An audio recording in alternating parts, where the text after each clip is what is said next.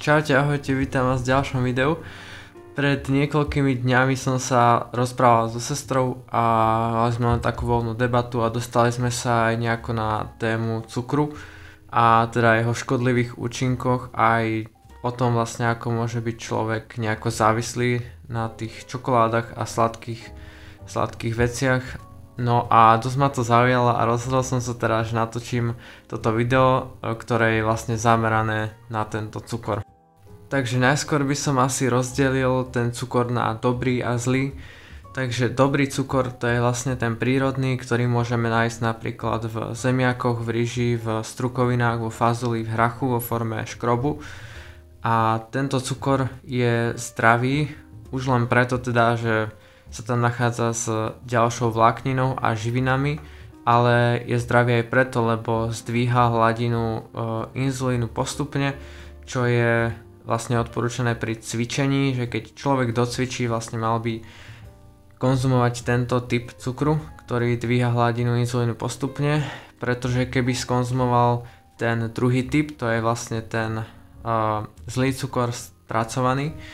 ktorý sa môže nachádzať napríklad, vymyslím si, v nejakých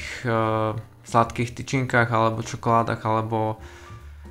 takýchto sladkostiach, tak tam sa nachádza vlastne bez vlákniny a čo tento cukor robí, vlastne on vystrelí veľmi vysoko hladinu inzulínu a potom zase veľmi nízko, čo spôsobuje tiež, že človek potom hladný a spôsobuje to tiež to, že vlastne tá energia sa nedostane do svalov, keď už hovoríme o cvičení, ale dostane sa vlastne do tukového tkaniva. Samozrejme na cukor si môže človek vybudovať závislosť,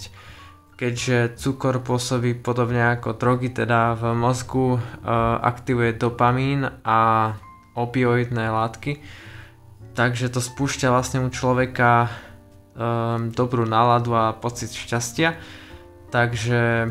keď skonzumujeme napríklad po obede, keďže sme nemali napríklad dosť výdatný obed, nebolo tam dostatok sacharidov, tak naše telo si vypýta ešte nejaké sacharidy a my teraz jeme napríklad nejakú sladkú tyčinku, tak naše telo dostane teda pokyn v mozgu teda, kde už bol zachytený signál, že sme skonzumovali niečo sladké, že ešte jednu a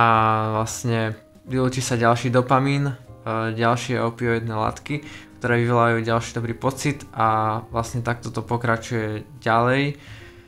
až vlastne si človek vybuduje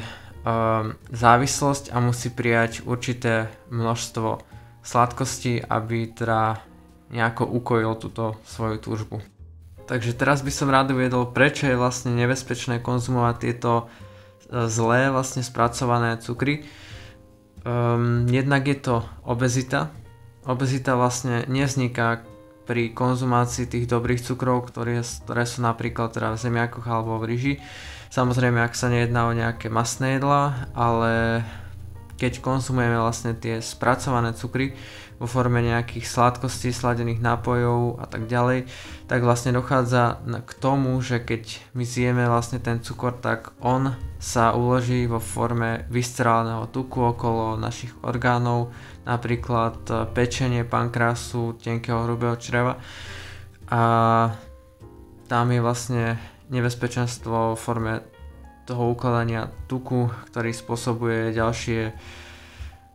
procesy v organizme, jednak v pečení a v ďalších orgánoch, ktoré sú nebezpečné. Tiež je to vlastne riziko s rozvojom cukrovky. Dajme tomu, že niekto konzumuje teda pravidelne tieto spracované cukry a po určitých rokoch sa mu rozvinie cukrovka druhého typu, čo je vlastne inzulín rezistentný typ, čo znamená, že vlastne tie bunky už receptory nejako nereagujú na ten inzulín, keďže sa počas tých rokov vylučoval v takých návaloch, že stratili jednoducho tie receptory, to sú bielkoviny, svoju kvalitu a funkciu a je tam cukrovka. Takže ďalšie také rizika, ktoré môžu byť vlastne pri konzumácii týchto spracovaných cukrov.